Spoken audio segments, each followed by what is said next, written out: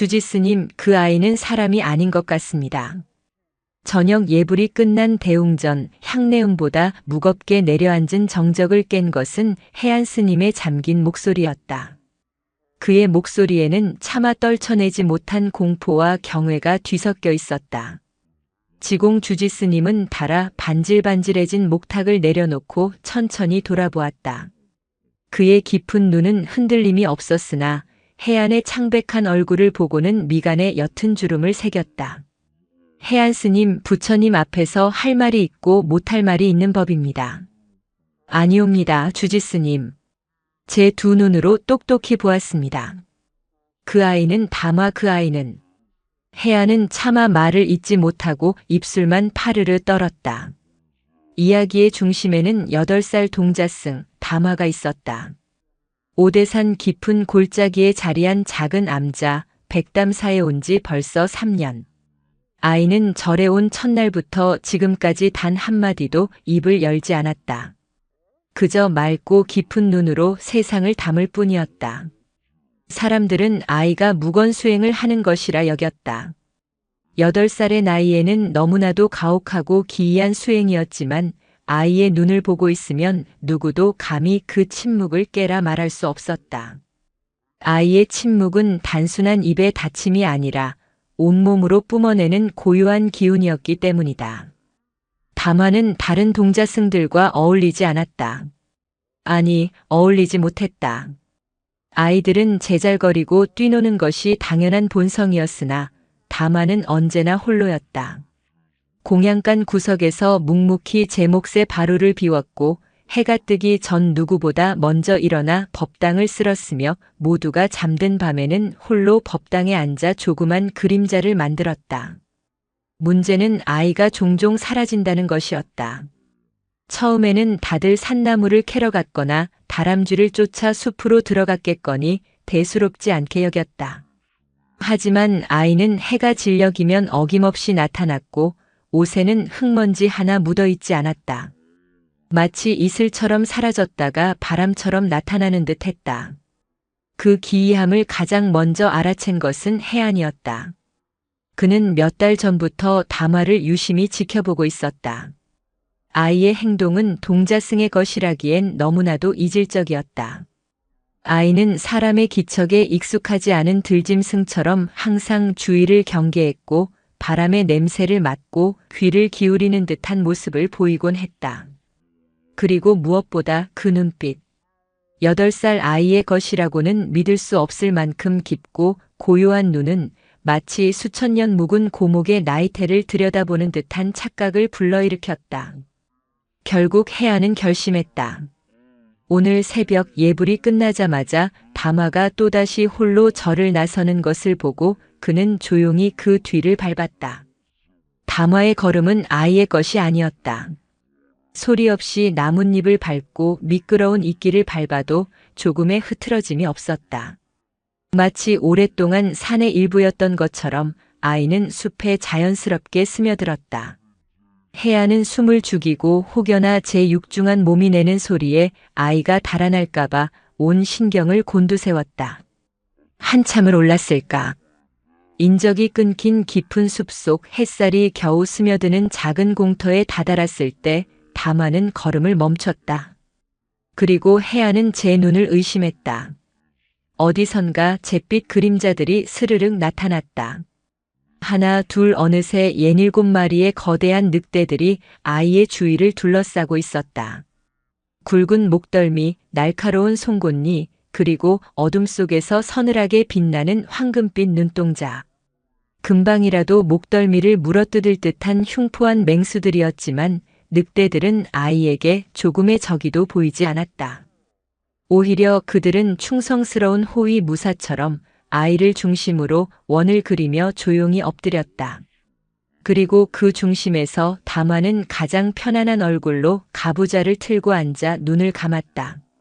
작은 동자승의 수행을 산의 가장 사나운 짐승들이 고요히 지키고 있는 광경. 그것은 현실의 것이 아니었다. 고승들의 설화에서나 나올 법한 지독하게 비현실적이고 성스러운 풍경이었다. 해안은 거대한 바위 뒤에 숨어 숨도 제대로 쉬지 못했다. 온몸에 피가 차갑게 식는 것 같았다. 저 아이는 대체 무엇인가? 저 맹수들과 아이는 대체 어떤 연으로 엮여 있는 것인가? 해가 중천에 떠오를 때까지 그 기묘한 수행은 계속되었다. 다마가 천천히 눈을 떴을 때 늑대들은 마치 약속이라도 한 듯 조용히 일어나 숲속으로 사라졌다. 다마는 늑대들이 사라진 자리를 한참 동안 바라보다가 아무 일도 없었다는 듯 몸을 돌려 절로 향했다. 해안은 다리가 풀려 한참을 그 자리에 주저앉아 있었다. 그리고 정신을 차렸을 때 그는 미친 듯이 절을 향해 달렸다. 그 아이 주위로 늑대들이 그 아이를 지키고 있었습니다. 해안의 격앙된 목소리가 대웅전의 촛불을 흔들었다. 지공 스님은 더 이상 묻지 않고 조용히 눈을 감았다. 그의 머릿속에는 3년 전 눈보라가 몰아치던 겨울날의 기억이 떠올랐다. 그날 절 문 앞에 놓인 작은 바구니 안에서 다마가 발견되었다. 갓난아기도 아닌 말을 할 나이가 지난 아이가 추위에 떨며 앉아 있었다. 아이의 옷은 다 해진 삼배였고 몸에서는 옅은 흙냄새와 짐승의 냄새가 섞여났다. 누구 아이인지 어디서 왔는지 묻는 스님들의 질문에 아이는 그저 고개를 저을 뿐이었다. 그리고 그날 이후 아이는 침묵을 시작했다. 지공은 처음부터 다마가 평범한 아이가 아님을 직감했다. 아이의 침묵은 세상에 대한 거부가 아니라 차마 인간의 언어로는 담을 수 없는 거대한 무언가를 품고 있는 자의 침묵처럼 느껴졌다. 그래서 그는 아이의 묵언을 허락하고 그저 묵묵히 지켜볼 뿐이었다. 하지만 이제는 때가 온 것 같았다. 늑대. 그 단어는 모든 것을 뒤흔드는 열쇠였다. 알겠습니다. 지공 스님이 천천히 눈을 떴다. 그의 눈빛은 그 어느 때보다 진지하고 무거웠다. 다마를 내 방으로 부르십시오. 오늘 우리는 그 아이의 침묵을 깨야만 합니다. 그의 말은 단순한 명령이 아니었다. 그것은 백담사에 곧 불어닥칠 거대한 파문의 시작을 알리는 나지막하지만 단호한 선언이었다. 해안은 주지스님의 얼굴에서 비장함마저 느끼며 떨리는 목소리로 합장했다. 지공 스님의 방은 검소했다. 오래된 경전 몇 권과 달아빠진 목탁, 그리고 창호지를 통해 스며드는 은은한 달빛이 전부였다. 방 안에는 무거운 침묵이 감돌았다. 지공과 해안 그리고 백담사에서 가장 연세가 많은 노스님인 원각이 다마를 마주하고 앉아 있었다. 다마는 작은 몸을 곧게 펴고 새 스님의 시선을 온전히 받아내고 있었다. 아이의 얼굴에는 두려움이나 불안 대신 깊이를 알 수 없는 평온함만이 깃들어 있었다. 다마야. 지공이 먼저 입을 열었다. 그의 목소리는 겨울 호수처럼 낮고 잔잔했다. 너의 무건 수행이 깊은 뜻을 담고 있음을 안다. 허나 오늘 너의 침묵보다 더 중요한 연유가 생겼다.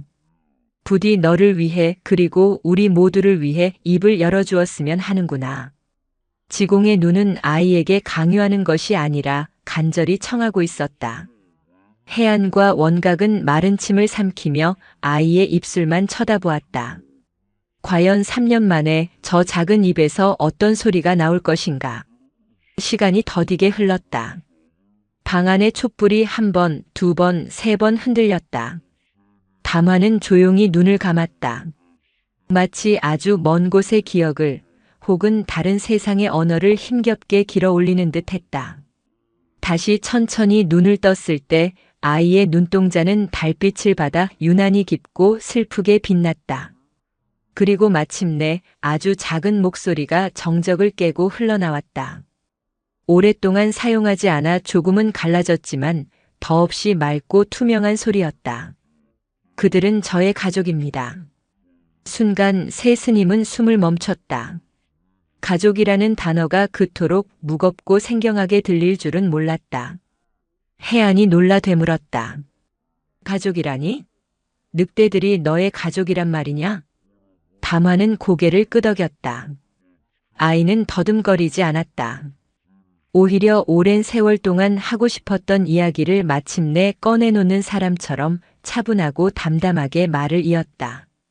저의 침묵은 수행이 아니었습니다. 그것은 약속이었습니다. 아이의 이야기는 믿을 수 없는 것이었다. 담화는 본래 산 아래 민가에서 태어난 아이가 아니었다. 그의 부모는 속세를 등지고 깊은 산중에 오두막을 짓고 살던 사람들이었다. 담화가 5살 되던 해 늦가을의 건조한 바람이 끔찍한 산불을 몰고 왔다. 순식간에 번진 불길은 오두막을 집어삼켰고 어린 담화는 자욱한 연기 속에서 정신을 잃었다. 죽음의 문턱에서 아이를 구해낸 것은 인간이 아니었다. 갓 새끼를 잃은 어미 늑대였다. 어미 늑대는 타들어가는 오두막으로 뛰어들어 제 새끼를 물듯 담화의 옷덜미를 물어 안전한 동굴로 옮겼다. 담화가 눈을 떴을 때 그의 앞에는 슬픈 눈을 한 어미 늑대와 그를 경계하며 킁킁거리는 다른 늑대들이 있었다. 부모를 잃은 아이와 새끼를 잃은 늑대. 그들은 서로의 상처를 보듬으며 기묘한 가족이 되었다. 담화는 늑대의 젖을 먹고 자랐다. 늑대들처럼 네 발로 기었고 그들의 울음소리로 소통하는 법을 배웠다. 인간의 언어는 빠르게 잊혀갔다. 아이에게 세상은 늑대들의 언어와 숲의 소리로 가득 찼다. 바람이 나뭇잎에 속삭이는 이야기, 시냇물이 바위에게 들려주는 노래, 흙과 나무가 품은 생명의 향기. 그것이 담화의 세상이었다. 어미는 저에게 모든 것을 가르쳐 주셨습니다. 사냥하는 법, 위험을 피하는 법, 그리고 홀로 살아남는 법을요. 어미의 황금빛 눈은 세상의 어떤 경전보다 더 많은 것을 이야기해 주었습니다. 아이의 말에는 조금의 거짓도 꾸밈도 없었다. 그는 자신의 과거를 말하는 것이 아니라 마치 어제 겪은 일을 이야기하듯 생생하게 모든 것을 기억하고 있었다. 시간이 흘러 저를 길러주신 어미와 무리를 이끌던 아비 늑대가 늙어 세상을 떠나게 되었습니다. 그들은 마지막 순간 저를 불렀습니다. 그들의 눈빛으로 소리로 온몸으로 저에게 말했습니다. 이제 인간에게로 돌아가라고요. 그들의 말을 배우고 그들의 지혜를 배워 숲과 인간을 잇는 다리가 되어라고요. 그것이 그분들의 마지막 유언이었습니다. 아이의 뺨으로 눈물 한 줄기가 흘러내렸다. 하지만 아이는 울지 않았다. 그저 담담히 말을 이었다. 저는 그분들과 약속했습니다. 인간의 말을 다시 배울 때까지, 그들의 세상에 온전히 스며들 때까지 결코 입을 열지 않겠다고요. 저의 침묵은 잊혀진 언어를 되찾기 위한 몸부림이었고 저의 가족에 대한 그리움이자 존경의 표현이었습니다. 이곳 백담사에 오게 된 것은 우연이 아닙니다. 멀리서 본 스님들의 모습에서 제 어미의 눈빛과 같은 평온함을 느꼈기 때문입니다. 이야기가 끝났을 때 방 안에는 누구도 입을 열지 못했다. 세 스님은 거대한 충격에 휩싸였다. 그들이 기이하게만 여겼던 아이의 행동들, 짐승 같던 몸짓과 세상의 모든 소리를 듣는 듯한 모습의 이유가 비로소 풀리는 순간이었다. 아이는 그저 산에서 자란 야생의 아이가 아니었다. 그는 인간의 몸으로 늑대의 삶을 살고 늑대의 지혜를 배운 산의 정수와도 같은 존재였다. 해아는 부끄러움에 고개를 들 수 없었다. 그는 아이를 의심하고 심지어 사람이 아닐지도 모른다고 생각했다. 하지만 아이는 그 누구보다 순수하고 깊은 영혼을 지니고 있었다.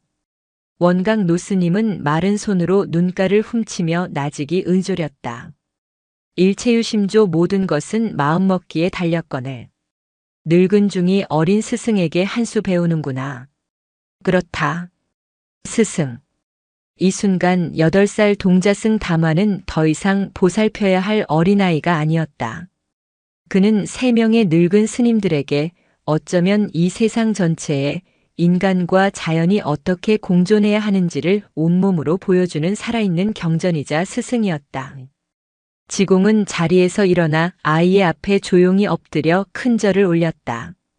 주지스님의 행동에 해안과 원각도 놀라 따랐다. 저희의 어리석음을 용서하십시오. 저희는 눈앞에 살아있는 부처를 두고도 알아보지 못했습니다. 다마는 당황하지 않았다. 그저 평온한 눈으로 자신에게 절하는 스님들을 바라볼 뿐이었다. 그리고는 작은 목소리로 말했다. 절을 받으실 분은 제가 아닙니다. 모든 것을 품고 가르침을 주는 저 산입니다. 아이의 손가락은 창밖, 달빛 아래 고요히 잠든 오대산의 능선을 가리키고 있었다. 그 순간 스님들은 깨달았다. 그들이 평생을 읽어온 경전의 모든 가르침이 바로 저 아이의 한마디와 손짓 속에 모두 담겨 있다는 것을. 백담사의 밤은 그 어느 때보다 깊고 고요하게 흘러가고 있었다. 그리고 그 고요함 속에서 새로운 깨달음의 씨앗이 조용히 싹트고 있었다. 담화의 침묵이 깨진 다음 날 백담사의 새벽은 여느 때와 같았지만 공기는 미묘하게 달랐다. 스님들은 말없이 각자의 소임을 다했지만 그들의 눈길은 끊임없이 법당 구석을 묵묵히 쓸고 있는 작은 동자승 담화에게로 향했다. 어젯밤 주지스님의 방에서 무슨 일이 있었는지 아는 이는 지공과 해안, 원각 노스님뿐이었지만 무언가 거대한 변화가 시작되었음은 모두가 본능적으로 느끼고 있었다. 소문은 바람처럼 번져나갔다. 3년간 굳게 닫혀있던 담화의 입이 열렸다는 사실만으로도 절은 조용한 흥분에 휩싸였다. 아이들은 순수하기에 더욱 민감했다. 다른 동자승들은 더 이상 담화를 기이한 아이라고 여기며 피하지 않았다. 대신 호기심과 경외가 뒤섞인 눈으로 그 주위를 맴돌았다. 한 동자승이 용기를 내어 말을 걸었다. 담화야, 정말 말을 할 수 있게 된 거야? 담화는 쓸던 빗자루를 멈추고 아이를 돌아보았다. 아이의 눈은 여전히 호수처럼 맑고 깊었다.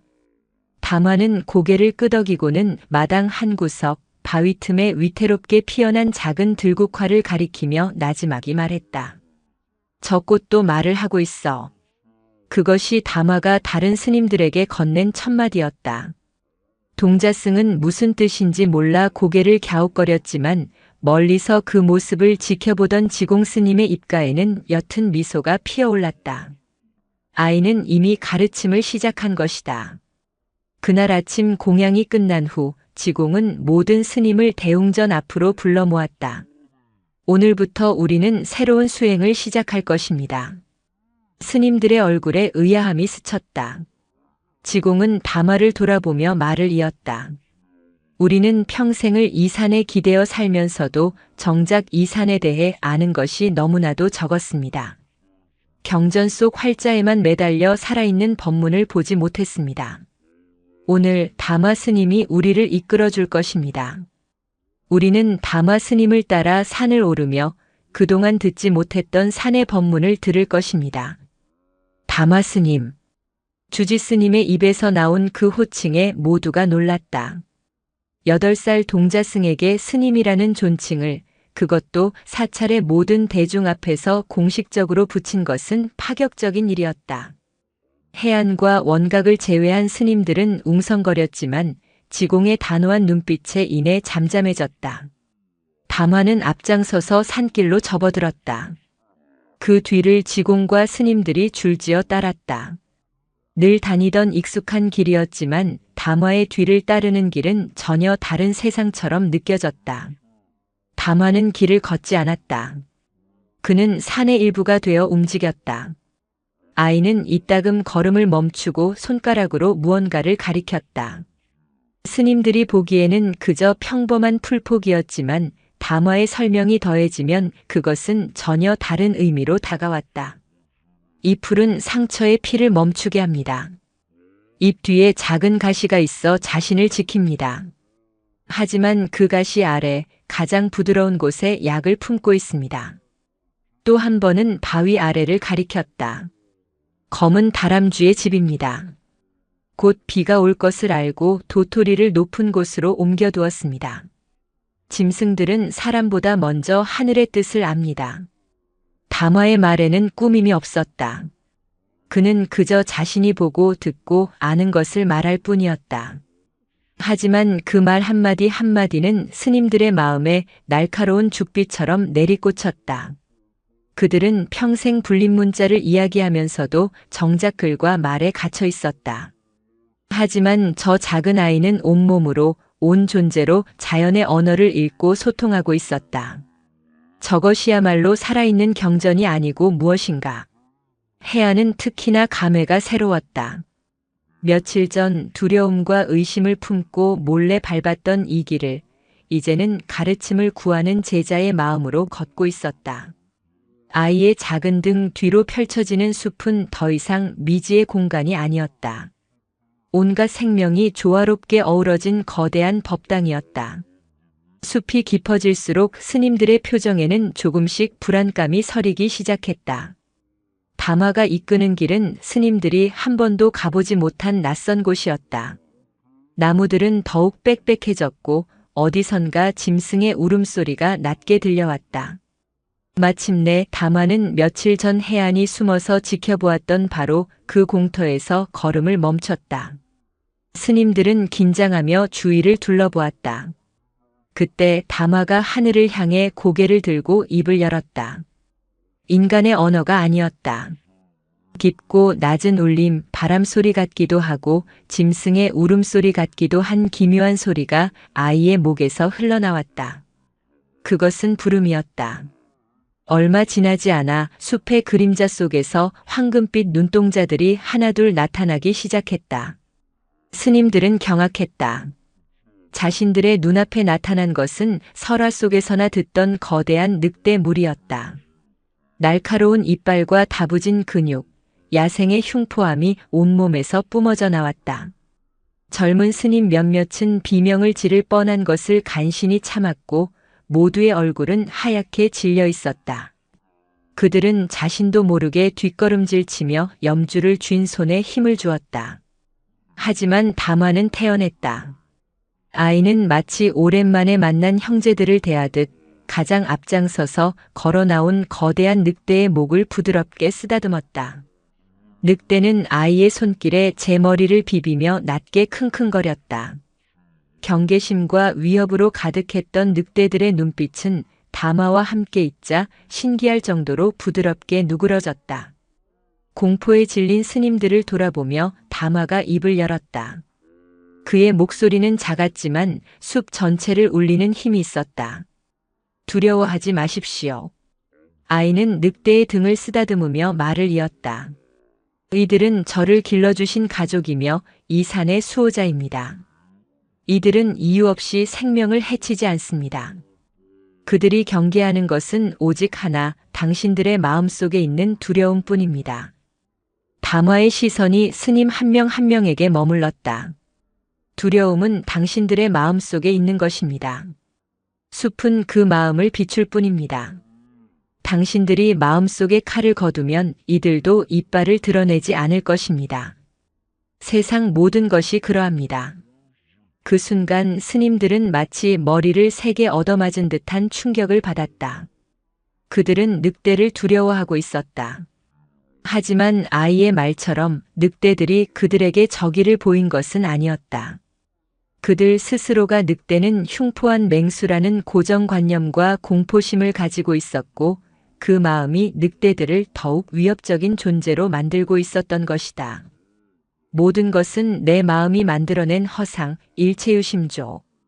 경전 속에서 수백, 수천 번을 읽었던 구절이 살아있는 현실이 되어 눈앞에 펼쳐졌다. 지공 스님이 가장 먼저 움직였다. 그는 떨리는 다리를 애써 진정시키며 다마와 늑대들을 향해 천천히 한 걸음 다가섰다. 그리고는 허리를 굽혀 합장했다. 저희가 어리석었습니다. 눈앞에 있는 생명을 있는 그대로 보지 못하고 마음속의 그림자를 더 씌워 보았습니다. 가르침에 감사드립니다. 주지 스님이 먼저 예를 표하자 다른 스님들도 용기를 내어 하나둘 합장하며 고개를 숙였다. 그들의 마음에서 두려움이 조금씩 걷히자 신기하게도 늑대들의 경계심도 서서히 풀리는 것이 느껴졌다. 몇몇 늑대는 아예 자리에 편안히 엎드리기까지 했다. 그때 새끼 늑대 한 마리가 아장아장 걸어와 담화의 발치에 앉았다. 담화는 품에서 잘 익은 산딸기 하나를 꺼내 새끼 늑대의 입에 넣어 주었다. 새끼 늑대는 맛있게 그것을 받아 먹었다. 인간 아이와 늑대 새끼가 정답게 음식을 나누는 모습. 그것은 그 어떤 장엄한 법문보다도 더 깊은 울림을 주는 살아있는 화엄의 세계였다. 스님들은 더 이상 늑대가 두렵지 않았다. 그들은 자신들의 어리석음과 편견이 부끄러워졌다. 지공은 이 모든 광경을 조용히 지켜보며 깨달았다. 담화는 단순히 숲의 지혜를 가르치는 것이 아니었다. 불교의 핵심 진리인 연기와 공사상, 나와 남이 다르지 않다는 자타부리의 가르침을 온몸으로, 온 삶으로 보여주고 있었다. 백담사의 진짜 수행은 이제부터 시작이었다. 경전과 법당 안에 갇혀있던 가르침을 깨고 살아 숨쉬는 자연 속에서 늑대와 함께 자란 작은 아이의 가르침 속에서 그들은 비로소 진짜 깨달음을 향한 첫걸음을 내딛고 있었다. 산 위로 떠오른 해가 스님들의 긴 그림자를 숲속에 들이우고 있었다. 늑대들과의 조우 이후 백담사에는 고요한 혁명이 일어났다. 스님들의 일상은 예전과 같았다. 새벽에 일어나 예불을 드리고 마당을 쓸고 공양을 하고 울력에 나섰다. 하지만 그 모든 행위를 감싸는 공기의 질감이 달라져 있었다. 이전의 침묵이 단순히 소리가 없는 상태였다면 이제 그들의 침묵은 수많은 소리를 품은 듣는 침묵이 되어가고 있었다. 변화의 중심에는 물론 담화가 있었다. 아이는 더 이상 기이한 동자승이 아니었다. 스님들은 담화의 모든 행동 하나하나에서 살아있는 법문을 읽어내려 애썼다. 그러나 담화는 스승처럼 행동하지 않았다. 아이는 그저 이전처럼 물처럼 바람처럼 존재할 뿐이었다. 스님들은 지공의 가르침에 따라 담화의 일과를 따르기 시작했다. 그것은 경전 공부보다 훨씬 더 고된 수행이었다. 담화의 첫 번째 가르침은 듣기였다. 아이는 하루에 1시진 2시간씩 절 옆을 흐르는 계곡의 너럭바위에 가만히 앉아 있었다. 처음 며칠간 담화를 따라 바위에 앉은 스님들은 고역이 따로 없었다. 들리는 것은 그저 귀를 때리는 시끄러운 물소리뿐이었다. 좀이 쑤셨고 마음속에서는 온갖 잡념이 피어올랐다. 젊은 스님 하나가 결국 참지 못하고 해안에게 물었다. 스님, 저희가 지금 무엇을 하고 있는 것입니까? 이리 앉아 있는다고 무엇을 얻을 수 있단 말입니까? 해안은 지그시 눈을 감은 채 답했다. 얻으려 하는 마음을 내려놓게. 그저 듣게. 담화 스님이 지금 그리하고 계시지 않은가. 스님들은 마지못해 다시 눈을 감고 소리에 집중했다. 처음에는 분노처럼 들리던 물소리가 시간이 흐르자 점차 다른 소리들을 허락하기 시작했다. 물이 큰 바위에 부딪히는 장중한 소리, 자갈들 사이를 간지럽히며 흘러가는 섬세한 소리, 소용돌이치며 만들어내는 깊은 울림. 그뿐만이 아니었다. 물소리의 배경 너머로 잠자리의 날갯짓 소리, 물뱀이 스르륵 헤엄쳐가는 소리, 바람이 소나무 잎을 스치는 소리가 들려오기 시작했다. 그들은 평생을 듣고 살았던 소리들을 생전 처음 듣는 것처럼 느끼고 있었다. 세상은 언제나 그토록 다채로운 언어로 말을 걸고 있었으나 자신들의 마음속 소음 때문에 듣지 못하고 있었을 뿐이었다. 담화의 두 번째 가르침은 관계에 대한 것이었다. 어느 여름날 무서운 비바람이 밤새 산을 핥히고 지나갔다. 다음 날 아침 스님들은 걱정스럽게 밖으로 나섰다. 아니나 다를까 절로 들어오는 길목을 지키던 수백 년 된 느티나무가 간밤의 낙뢰를 이기지 못하고 쓰러져 있었다. 거대한 나무가 길을 완전히 막아버린 광경에 스님들은 탄식했다. 이걸 어느 세월에 다 치운단 말인가. 길이 막혀 시주하러 오는 신도들 발길도 끊기겠구나. 모두가 쓰러진 나무를 골칫거리로 여기며 한숨을 쉴 때 담화는 조용히 그 나무에게로 다가갔다. 아이는 벼락을 맞아 검게 타고 갈라진 나무의 상처를 마치 아픈 이를 어루만지듯 부드럽게 쓸었다. 스님들은 아이의 행동을 이해할 수 없었다. 담화는 스님들을 돌아보며 나지막이 말했다. 이 나무는 죽은 것이 아닙니다. 새로운 것을 위해 자리를 내어준 것입니다. 아이는 손가락으로 쓰러진 나무의 주변을 가리켰다. 거대한 나무가 사라진 자리에는 그늘에 가려 힘겹게 자라던 어린 나무들에게 환한 햇살이 쏟아져 내리고 있었다. 이제 그들은 마음껏 하늘을 향해 팔을 뻗을 수 있을 터였다. 담화는 다시 쓰러진 나무의 몸통을 가리켰다. 이제 이 나무는 수많은 벌레와 버섯들의 집이 될 것입니다. 그들은 이 나무를 먹고 자라 흙으로 돌려보낼 것이고 흙은 다시 다른 생명을 키워낼 것입니다. 아무것도 사라지지 않습니다. 그저 모습을 바꿀 뿐입니다. 생과 사, 파괴와 생성이 둘이 아니라는 생사부리의 법문이 죽은 나무 한 그루에 고스란히 담겨 있었다. 스님들은 더 이상 쓰러진 나무를 보며 한숨 쉬지 않았다. 그들은 경건한 마음으로 나무 앞에 합장했다. 자연의 거대한 순리 앞에서 인간의 이해득실이란 얼마나 하찮은 것인가. 담화의 가르침은 사람 사이의 관계에도 스며들었다. 성정이 급한 두 젊은 스님이 울력을 하는 방식에 대해 사소한 다툼을 벌였다. 다툼은 감정 싸움으로 번져 서로를 향한 날 선 말들이 오갔다.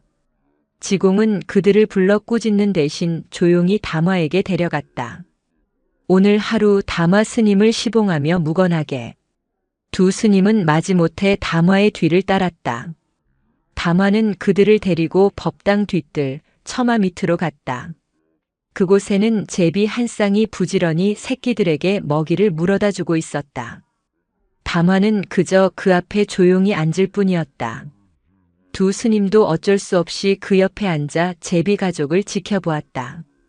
어미 제비는 쉴 새 없이 벌레를 잡아 와 새끼들의 노란 입에 넣어주었다. 자신은 먹지 않았다. 새끼들은 어미가 오기만을 기다리며 간절하게 입을 벌렸다. 그곳에는 어떤 계산도 원망도 분노도 없었다. 오직 본능적이고 순수한 사랑과 희생, 그리고 기다림만이 존재했다. 한참을 말없이 그 광경을 지켜보던 두 스님의 얼굴이 점점 붉어졌다. 자신들의 다툼이 얼마나 부끄럽고 하찮은 것이었는지 제비 가족의 모습이 거울처럼 비춰주고 있었다.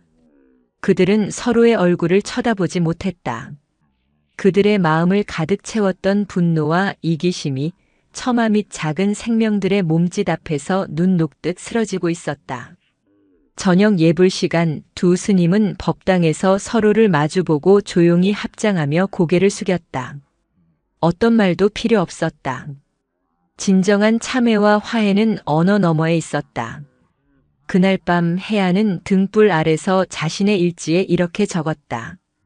담화 스님은 우리에게 침묵의 언어를 가르치고 계신다. 침묵 속에서 우리는 비로소 세상의 소리를 듣고 서로의 마음을 듣고 나 자신의 내면을 들여다본다.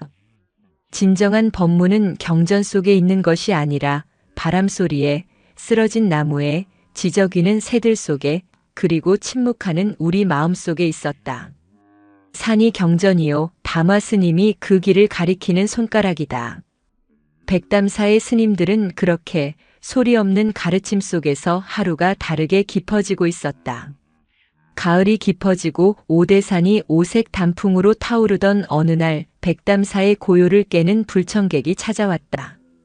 산 아래 마을에서 온 사냥꾼이었다. 강씨 성을 가진 그는 좋기 쉬는 넘어 보이는 거친 사내였다. 햇볕에 그을린 얼굴에는 깊은 주름이 새겨져 있었고 손에는 늘 지니고 다니는 낡은 화승총이 들려 있었다. 주지스님, 드릴 말씀이 있어 왔소. 객을 맞는 방에 앉은 사냥꾼의 얼굴은 굳어 있었다. 그는 다짜고짜 본론을 꺼냈다. 요 며칠 새 우리 마을의 가축들이 계속 습격을 당하고 있어. 닭이며 염소 새끼며 벌써 여러 마리가 죽어나갔소이다. 지공은 잠자코 차를 따랐다. 산짐승의 소행이겠지요. 그냥 산짐승이 아니오. 사냥꾼의 목소리가 높아졌다. 그는 탁자를 주먹으로 내리쳤다. 눈 위에 상처 자국이 있는 악귀 같은 늑대놈이여. 그놈 짓이 틀림없소. 내가 지난밤에 똑똑히 봤으니까.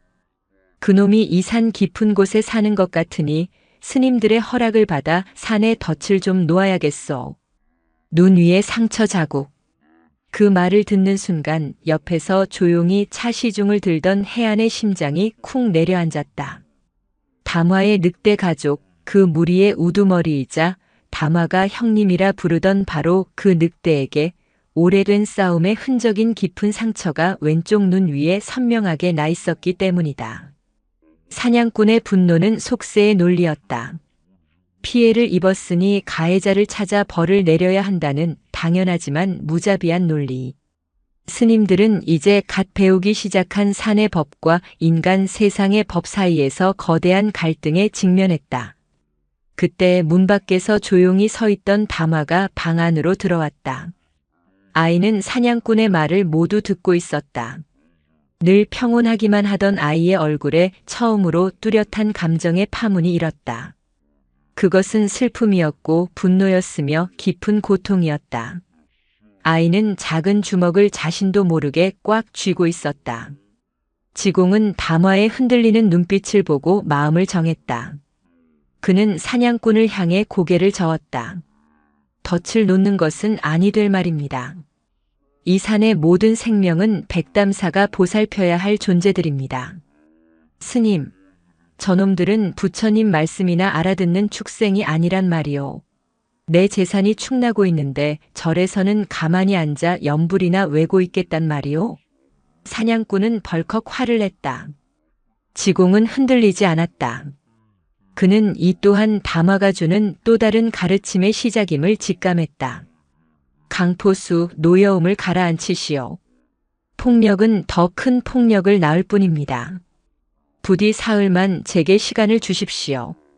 그 안에 일의 진상을 파악하여 포수에게 손해가 가지 않도록 하겠습니다. 만약 사흘 뒤에도 해결되지 않는다면 그때는 포수의 뜻에 따르겠습니다. 지공에 단호하면서도 진심 어린 태도의 사냥꾼은 마지못해 고개를 끄덕였다.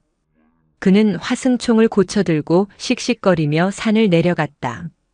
사냥꾼이 떠나자 지공은 담화를 불렀다.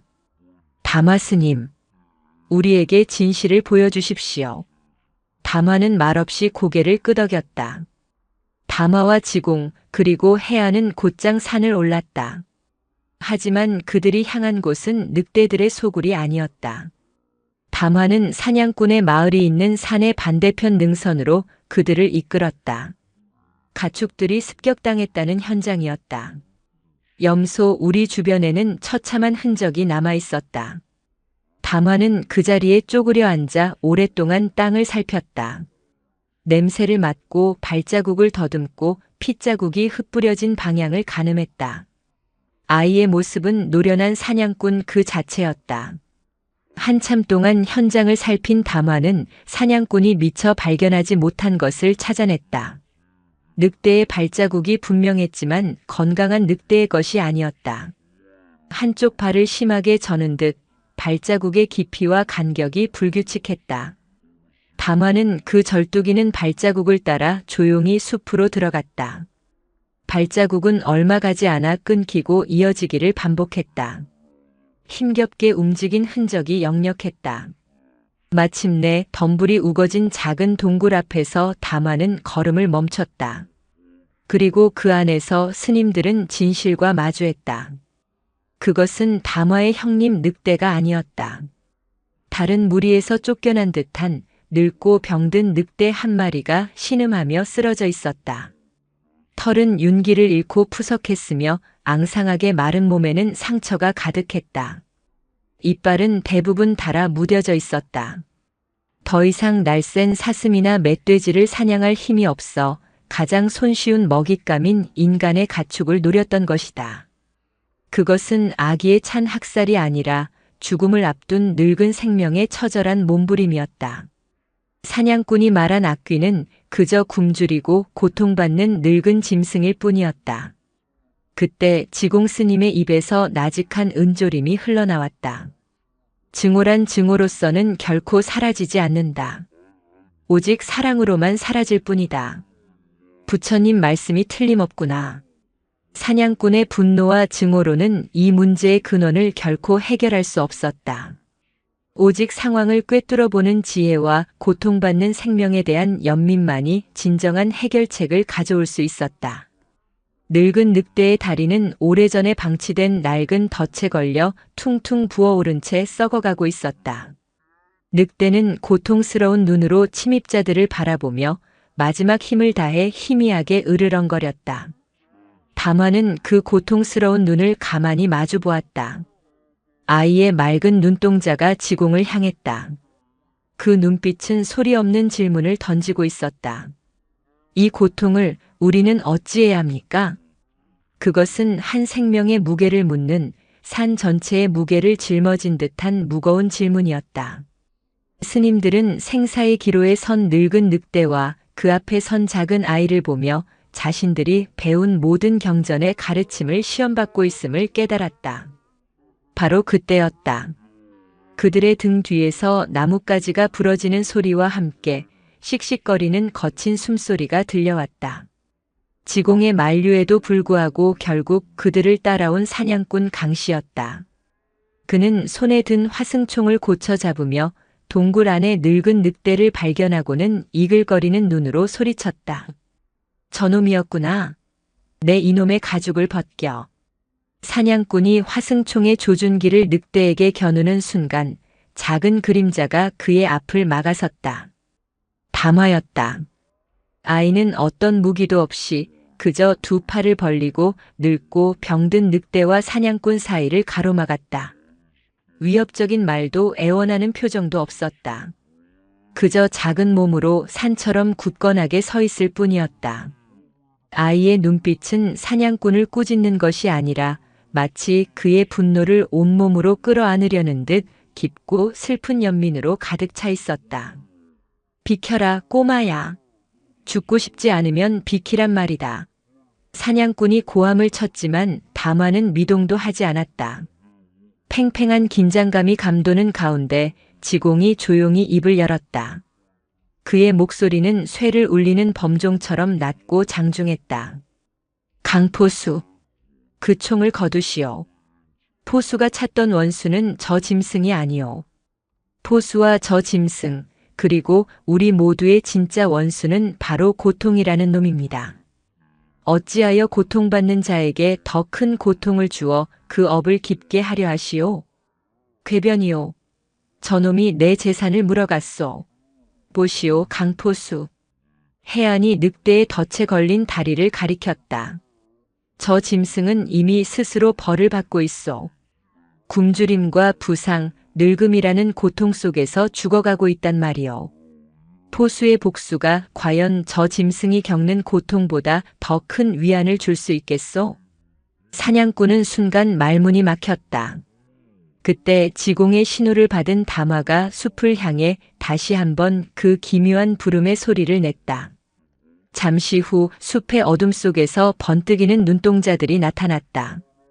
강건하고 위풍당당한 늑대 무리가 왼쪽 눈 위에 선명한 상처를 지닌 우두머리를 필두로 조용히 모습을 드러냈다. 그들은 건강하고 윤기 흐르는 털을 지니고 있었으며 인간을 향해 조금의 적의도 드러내지 않고 거리를 둔 채 조용히 서 있었다. 사냥꾼은 기겁하며 뒷걸음질 쳤다. 자신이 악귀라고 불렀던 진짜 눈 위에 상처를 가진 늑대는 저렇게 당당하고 힘있는 모습이었던 것이다. 동굴 속에서 죽어가는 늙은 늑대와는 비교조차 할 수 없었다. 사냥꾼은 그제야 자신이 얼마나 큰 착각을 하고 있었는지, 자신의 분노가 얼마나 맹목적인 것이었는지 깨달았다. 흙과 백으로만 보이던 세상이 무너져 내리는 순간이었다. 담화는 더 이상 사냥꾼을 신경 쓰지 않았다. 아이는 동굴 안으로 들어가 아픈 늑대에게 다가갔다. 오는 길에 미리 뜯어온 약초들을 입안에서 잘게 씹어 상처가 덧난 늑대의 다리에 조심스럽게 발라주었다. 그리고는 커다란 나뭇잎에 물을 받아 늑대의 마른 입에 흘려 넣어 주었다. 자신에게 해를 끼친 인간의 가축을 문 짐승에게 아이는 아무런 조건 없이 자비를 베풀고 있었다. 사냥꾼은 그 광경을 멍하니 바라보았다. 그는 평생 짐승을 사냥감 혹은 위협적인 존재로만 여겨왔다. 그들이 고통받을 수 있으며 동정받을 자격이 있는 생명이라는 생각은 단 한 번도 해본 적이 없었다. 아이의 작은 손길 앞에서 그의 평생의 가치관이 송두리째 흔들리고 있었다.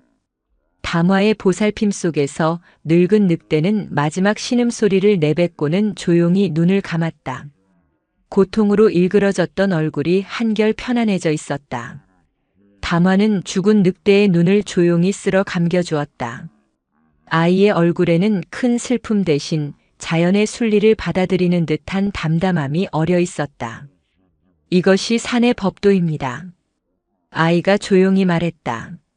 모든 생명은 때가 되면 돌아갑니다. 늙고 병든 것은 새로운 생명을 위해 자리를 내어줍니다. 복수는 인간의 법일지 모르나 산의 법은 놓아주는 것입니다. 고통받는 것을 고통에서 놓아주는 것. 그것이 가장 큰 자비입니다. 사냥꾼 강 씨는 천천히 손에 든 화승총을 땅에 내려놓았다. 총구가 흙에 박혔다. 그는 죽은 늑대와 그 곁을 지키는 담화, 그리고 멀리서 그들을 지켜보는 늠름한 늑대 무리를 번갈아 보았다. 그리고는 말없이 허리를 숙여 지공과 담화에게 절을 했다. 내가 틀렸소. 그 한마디를 남기고 그는 자신이 내려놓은 화승총을 돌아보지도 않은 채 비틀거리며 산을 내려갔다. 그날 저녁 백담사의 스님들은 담화의 늑대 가족과 함께 죽은 늙은 늑대를 땅에 묻어주었다. 인간과 맹수가 함께 생명의 마지막을 배웅하는 기이하고도 성스러운 장례식이었다. 해안은 깨달았다. 사냥꾼이 산에 버리고 간 것은 낡은 화승총만이 아니었다. 그는 자신의 무지와 증오, 그리고 편견을 그 자리에 함께 묻고 내려간 것이다. 담화는 스님들에게 진정한 자비란 인간에게만 향하는 편협한 감정이 아님을 가르쳐 주었다. 그것은 살아있는 모든 것, 심지어 나에게 해를 입힌 존재에게까지 미치는 우주의 근본적인 법칙임을 온몸으로 보여주었다. 백담사의 스님들은 그렇게 자연을 이해하는 것을 넘어 자연의 연민 어린 질서에 동참하는 법을 배우고 있었다. 겨울은 백담사를 속세로부터 완벽하게 고립시켰다. 밤새 내린 눈은 산사의 모든 소리를 집어삼키고 세상을 온통 희고 깨끗한 침묵의 왕국으로 만들었다. 스님들은 묵묵히 눈을 치우고 언손을 불어가며 땔감을 팼다. 차갑고 혹독한 날씨는 스님들의 마음을 저절로 안으로 더 깊은 곳으로 향하게 했다. 가을 내내 담화에게서 배운 가르침을 되새기고 자신의 것으로 만드는 고요한 정진의 시간이었다. 그러던 어느 날 밤 산이 울부짖는 듯한 눈보라가 며칠째 계속되던 날이었다. 모든 것이 얼어붙은 한밤중 누군가 절의 육중한 나무 문을 미친 듯이 두드리는 소리가 들렸다. 모두가 잠든 시간 불침번을 서던 해안은 깜짝 놀라 등불을 들고 문으로 향했다. 이 깊은 밤, 이 눈보라를 뚫고 절까지 찾아올 이가 과연 누구란 말인가? 누구요? 해안이 소리쳤지만 대답 대신 거친 숨소리와 함께 문을 긁는 소리만 들려왔다. 해안이 빗장을 풀고 문을 열자 눈바람과 함께 검은 형체가 굴러들어왔다. 사람. 너덜너덜한 죄수복을 입은 사내였다. 그는 굶주림과 추위에 지쳐 거의 정신을 잃은 상태였고 한쪽 다리는 시커먼 피를 흘리며 끔찍하게 부어 있었다. 세상의 법을 어기고 달아난 자, 낙인 찍힌 죄인이었다. 스님들은 사내를 방으로 옮겨 눕히고 상처를 돌봤다. 하지만 사내의 존재는 백담사의 새로운 갈등의 불씨를 던졌다. 의식을 차린 사내를 앞에 두고 스님들의 의견이 둘로 나뉘었다. 주지스님, 저자는 나라의 법을 어긴 죄인입니다. 날이 밝고 눈보라가 그치는 대로 관아에 알려야 합니다. 죄인을 숨겨주는 것은 우리마저 죄를 짓는 일입니다. 젊은 스님 하나가 두려움이 가득한 얼굴로 말했다. 그의 말은 세상의 법도를 따르는 지극히 상식적인 주장이었다. 몇몇 스님들도 고개를 끄덕였다. 하지만 원각 노스님이 무겁게 입을 열었다. 굶주리고 병든 자를 내치는 것이 부처님의 법도란 말인가? 저자가 죄인이라는 이름표를 달기 전에 그는 먼저 고통받는 하나의 생명일세. 인간 세상의 법과 부처님의 법이 정면으로 충돌했다. 스님들의 논쟁이 가열될 때 다마는 아무 말 없이 사내에게 다가갔다. 아이는 논쟁에 아무런 관심이 없었다. 그저 뜨거운 김이 오르는 물수건을 가져와 꽁꽁 얼어붙은 사내의 손발을 정성껏 닦아주었다. 그리고 며칠 전 늙은 늑대의 상처에 발라주었던 것과 똑같은 약초를 지식여 사내의 썩어가는 다리에 조심스럽게 발라주었다. 아이의 눈에는 죄인이라는 이름표가 보이지 않았다. 그저 고통에 신음하는 또 하나의 생명이 보일 뿐이었다. 그 모습을 지켜보던 지공이 스님들의 논쟁을 멈추게 했다. 그대들에게 묻겠소. 얼음이 깨진 강물에 빠져 허우적거리는 사람이 있소. 그대들은 그 사람에게 밧줄을 던지기 전에 먼저 그가 선한 사람인지 악한 사람인지부터 물을 것이오? 스님들은 아무도 대답하지 못했다. 자비는 분별심을 가리지 않는 것이오. 저 사내가 죄인이라는 것은 그가 살아오면서 지은 인연과 과보가 만들어낸 하나의 이야기일 뿐. 그 이야기 이전에 그는 지금 우리 눈앞에서 추위에 떨고 굶주리고 아파하는 명백한 실체요. 수행자의 첫 번째 도리는 눈앞의 고통을 덜어주는 것입니다. 세상의 법은 그 후에 생각해도 늦지 않소. 지공의 말에 스님들은 부끄러움으로 고개를 숙였다. 며칠 후 스님들의 극진한 보살핌 속에 사내는 기력을 차렸다. 그의 이름은 천수였다. 그는 자신이 왜 도망자가 되었는지 더듬더듬 털어놓았다. 그는 본래 악한 사람이 아니었다. 굶주리는 어린 딸에게 먹일 곡식을 훔치다 붙잡혀 과한 형을 받았고 옥중에서 딸이 위독하다는 소식을 듣고 탈옥을 감행했던 것이다. 가난과 불의한 세상이 만들어낸 또 다른 희생자였다. 스님들은 선과 악의 경계가 얼마나 모호한 것인지 다시 한번 깨달았다. 천수는 자신을 보살피는 스님들, 특히 말없이 곁을 지켜주는 담화에게서 생전 처음 느껴보는 온정을 경험했다.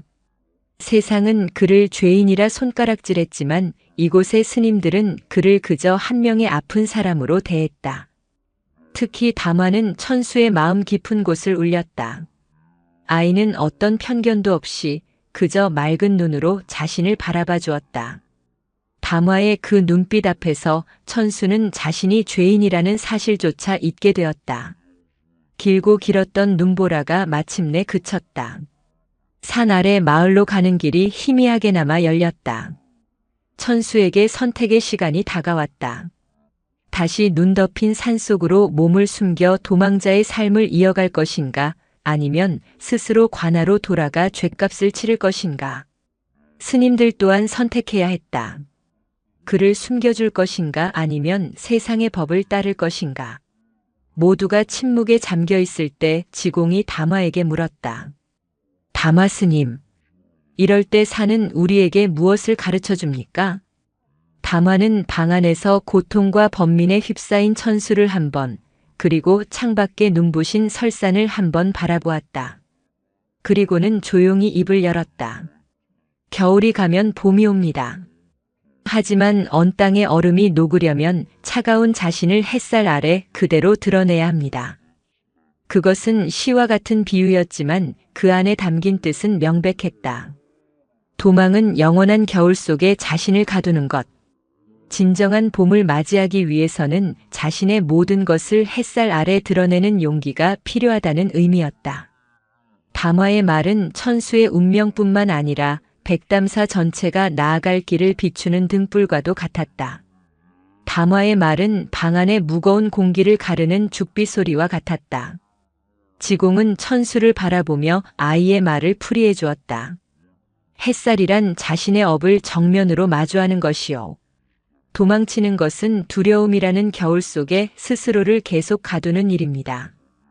과거의 얼음을 녹이고 새로운 봄을 맞이하고 싶다면 스스로 걸어나가 햇살 앞에 서야 합니다. 천수는 오랫동안 고개를 숙이고 있었다. 그의 어깨가 가늘게 떨렸다. 다시 도망자가 되어 굶주림과 추위 속에서 숨어 살 것인가, 아니면 사람다운 존엄을 지키며 죗값을 치를 것인가. 백담사에서 보낸 며칠은 그의 얼어붙었던 마음을 녹이기에 충분했다. 그는 마침내 고개를 들었다. 그의 눈에는 더 이상 두려움이 없었다.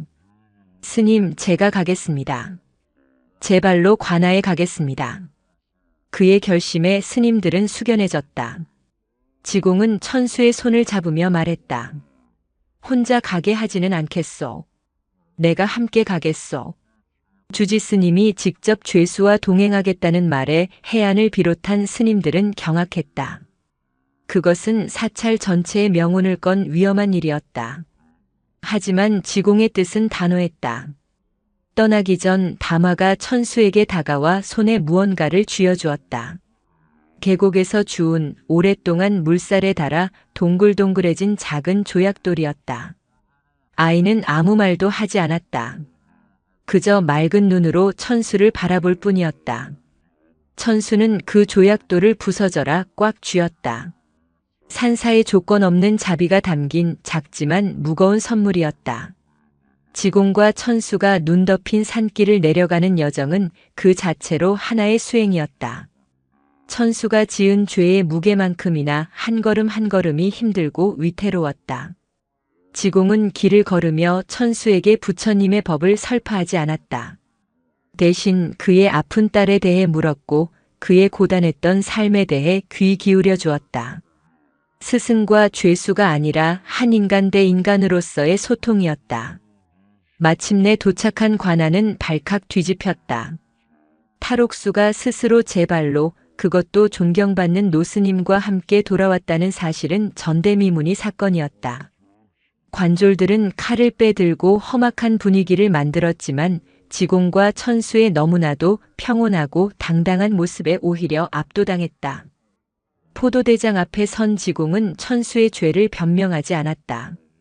이 사람은 나라의 법을 어겼으니 마땅히 그에 합당한 벌을 받아야 할 것입니다. 그리고는 말을 이었다. 허나 대장, 사람을 벌하는 법에도 종류가 있는 법입니다. 썩은 가지를 잘라내어 나무 전체를 살리는 법이 있고 굽은 나무를 바로 펴서 기둥으로 쓸 제목으로 만드는 법이 있습니다. 이 사람은 비록 가난 때문에 죄를 지었으나 그 심성이 악한 자가 아닙니다. 그에게는 병든 딸을 살리려는 애끓는 마음이 있었고 자신의 잘못을 정면으로 마주하려는 용기가 있습니다. 부디 그의 몸을 벌하여 죄인으로 만들기보다 그의 마음을 살려 나라의 백성으로 다시 살아갈 기회를 주시길 간청합니다. 지공의 호소는 법 조항 넘어 인간의 마음에 직접 말을 걸고 있었다. 과거에 얽매이지 말고 미래를 꿈꾸지 말라.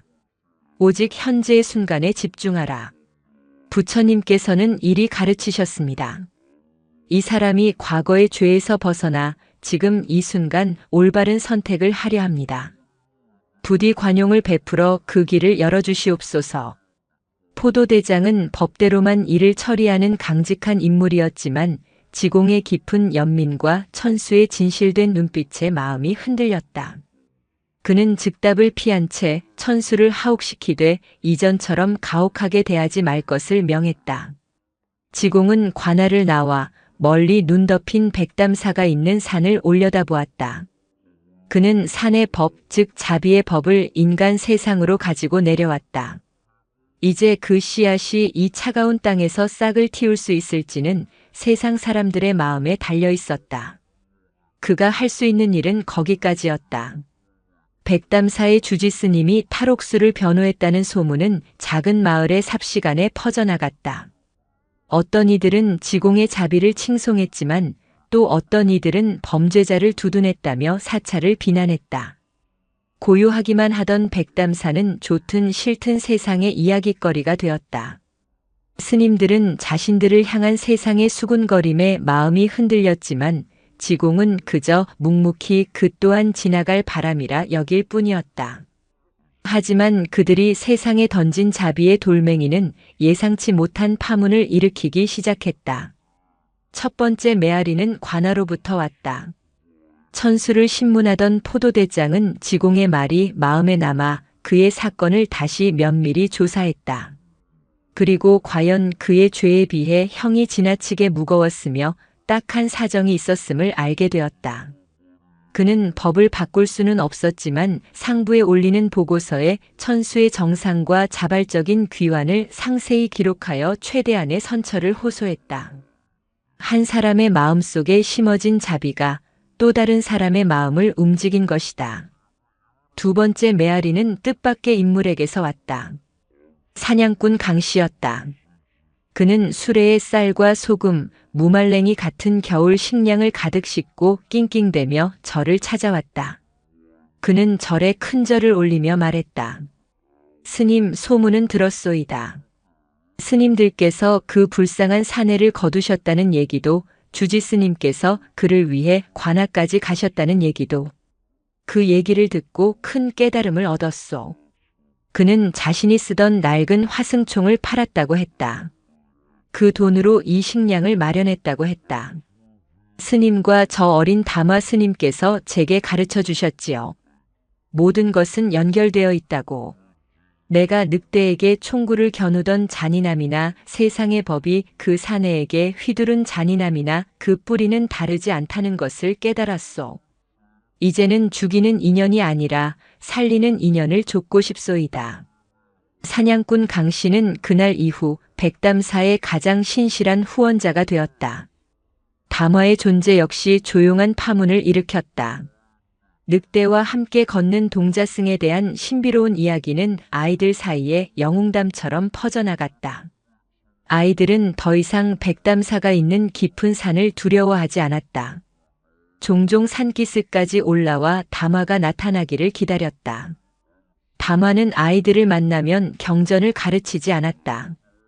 대신 거미가 정교하게 집을 짓는 모습을 함께 지켜보았고 겨울잠을 자는 다람쥐의 숨구멍을 찾아주었으며 눈 위에 찍힌 산토끼의 발자국을 따라 함께 걸었다.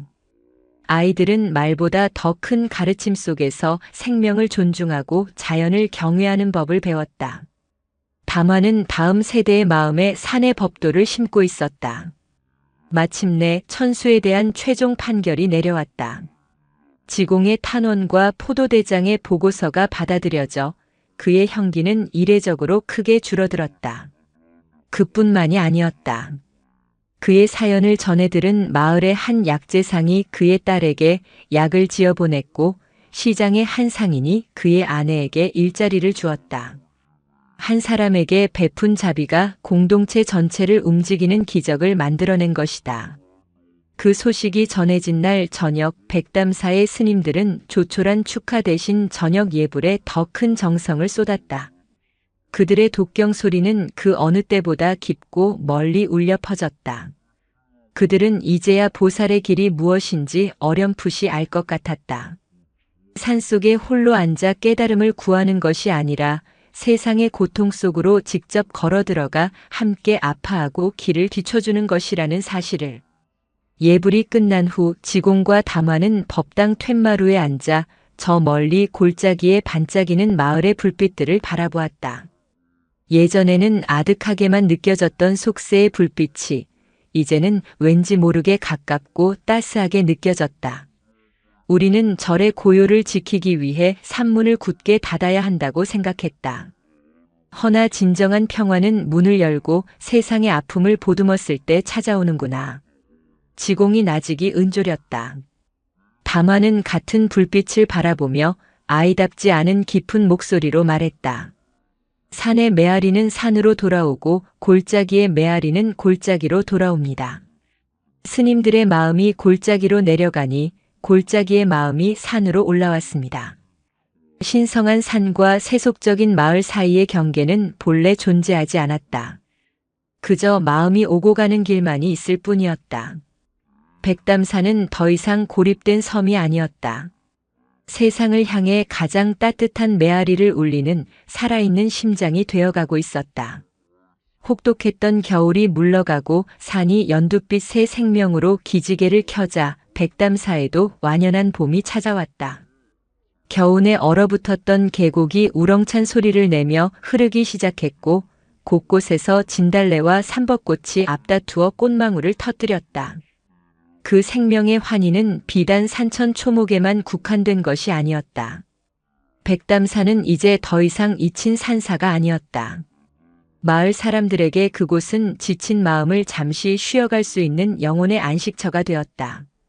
주말이면 사냥꾼이었던 강씨가 절 마당을 쓸고 있었고 관아의 포도대장이 땀을 뻘뻘 흘리며 스님들의 울력을 돕기도 했다. 사람들은 웅장한 불상을 보러 오는 것이 아니었다. 그들은 담화가 가르쳐준 대로 계곡의 바위에 앉아 말없이 물소리를 듣거나 스님들과 함께 차를 마시며 바람 소리를 듣기 위해 산을 올랐다. 백담사는 불교의 진리가 경전이나 불상에 있는 것이 아니라 살아 숨쉬는 모든 것 속에 있음을 보여주는 거대한 법당이 되었다. 담화는 여전히 아이였지만 아이의 주변에는 늘 또래의 마을 아이들이 함께했다. 아이는 그들에게 글을 가르치지 않았다. 대신 딱따구리가 나무에 구멍을 뚫어 집을 짓는 인내를 보여주었고 자신의 몸을 던져 새끼를 지키는 멧돼지의 사랑을 보여주었다. 담화는 그의 늑대 아버지가 유언으로 남겼던 대로 인간과 자연을 잇는 가장 순수하고 튼튼한 다리가 되어주고 있었다. 그러던 어느 늦은 봄날 담화의 늑대 가족이 절 근처까지 내려왔다. 이제는 스님들도 마을 사람들도 그들의 등장을 더 이상 두려워하지 않았다. 오히려 오랜 친구를 만난 듯 반가워했다. 하지만 그날따라 늑대들의 행동이 어딘지 모르게 불안해 보였다. 그들은 하염없이 담화의 주위를 맴돌며 슬픔이 깃든 소리로 낮게 울었다. 담화는 하루 종일 그들 곁을 떠나지 않고 인간은 알아들을 수 없는 그들만의 언어로 조용히 교감했다. 해가 질 무렵 담화는 무거운 얼굴로 지공의 방을 찾았다. 주지스님, 드릴 말씀이 있습니다. 그날 밤 담화에게서 들은 이야기는 백담사의 모든 스님들을 깊은 충격과 슬픔에 빠뜨렸다. 담화를 길러준 늑대 어미가 이제 생의 마지막을 맞이할 때가 되었다는 것이었다. 늑대들의 법도에 따라 어미 늑대는 무리의 짐이 되지 않기 위해 인간의 발길이 닿지 않는 깊고 성스러운 곳으로 마지막 여정을 떠난다고 했다. 또한 담화의 형님 늑대는 커져가는 인간 세상의 기척을 피해 무리의 영원한 안녕을 위해 더 깊고 험준한 백두대간의 심장부로 이주를 결정했다는 것이었다. 그들은 담화에게 마지막 인사를 하러 온 것이었다. 그리고 담화는 자신의 결심을 이야기했다. 어머니의 마지막 길을 배웅해 드려야 합니다. 그리고 형님이 새로운 터전에 무리를 이끌고 자리 잡는 것을 도와야 합니다. 그것이 저를 길러주신 가족에 대한 저의 마지막 도리입니다. 그 소임을 다하고 돌아오겠습니다. 아이의 말은 너무나도 단호하고 의연했지만 그 말을 듣는 스님들의 마음은 무너져 내렸다. 특히 해안과 지공에게 담화는 단순한 동자승이 아니었다. 그들의 어리석음을 깨우쳐준 스승이었고 절의 기둥이었으며 그들 수행의 심장이었다. 그가 떠난다는 것은 상상조차 할 수 없는 일이었다. 아니 되네, 담화야. 자네가 없으면 우리는. 해안이 자신도 모르게 아이의 팔을 붙잡으며 애원했다. 그의 눈에는 눈물이 그렁그렁했다. 다른 스님들도 침통한 얼굴로 고개를 떨구었다. 그들은 담화에게서 연민과 자비를 배웠지만 정작 가장 소중한 것을 놓아주어야 하는 내려놓음의 시험 앞에서는 속수무책이었다. 스승에게 집착하는 제자들의 마지막 미혹이었다. 지공은 그 누구보다 마음이 아팠다. 하지만 그는 뜬 눈으로 밤을 새우며 좌선하는 동안 담화가 그들에게 주었던 마지막 가르침이 바로 이것임을 깨달았다. 아이는 그들에게 산의 법도를 따르는 법을 가르쳐 주었다. 생명이 나고 죽는 것, 만나고 헤어지는 것, 모든 것이 거대한 자연의 순리임을 보여주었다. 그런 아이를 자신들의 수행을 위해 자신들의 허전함 때문에 붙잡는 것은 그 모든 가르침을 정면으로 배신하는 이기적인 행동이었다. 사랑이란 소유하는 것이 아니라 자유롭게 놓아주는 것. 그것이 부처님의 가르침이자 산의 가르침이었다. 날이 밝자 지공은 모든 스님을 불러 모았다. 다마 스님은 우리에게 모든 것은 인연 따라 잠시 머물다 갈 뿐 실체가 없다는 것을 가르쳐 주셨소. 이제 우리는 그 가르침을 실천해야 할 때가 왔소. 스승을 보내드리시오. 그리고 스승이 남긴 가르침을 가슴에 새기고 이제부터는 스스로의 힘으로 걸어가야 하오. 작별의 시간은 눈물 대신 경건한 침묵 속에서 이루어졌다. 스님들은 한 명씩 담화의 앞에 나아가 말없이 깊은 절을 올렸다. 해안은 흐르는 눈물을 감추지 못했지만 그것은 슬픔의 눈물이 아니라 한없는 감사의 눈물이었다.